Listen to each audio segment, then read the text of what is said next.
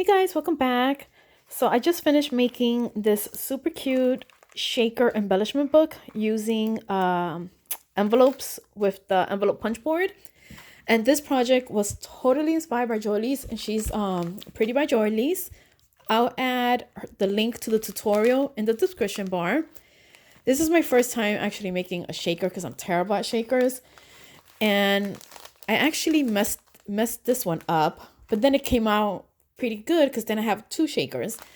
So what I did was I was supposed to stitch just one side of the paper of the plastic, the first layer, but then I ended up stitching both of them at the same time. So I was like, oh, I didn't want to do another one. So what I did was I stitched the sides and then filled this piece up with this is snow from the Dollar Tree and some sequins. Didn't put much on this top. And then I closed it. And then I went to the bottom piece. Since this piece was already stitched, I couldn't add nothing there. I added more snow here and then sequins there. So it turned out to be two shakers instead of one full size one.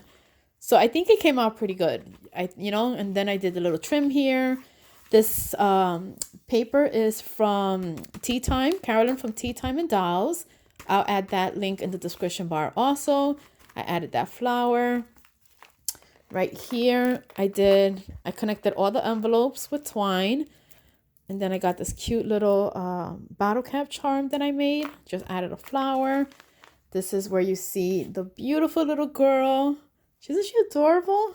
Like, I love this. So I wanted to use this not only for my bags that I did in my previous video, but I wanted to do an embellishment book. And I think it came out really cute. So I did 3 envelopes. You actually could make more, but I figure with 3, once I fill them up, it's going to give it enough like bulk. So I did this one, and then this one. And then I added pink and white pom-poms there. I'll probably do something here, maybe like a little card.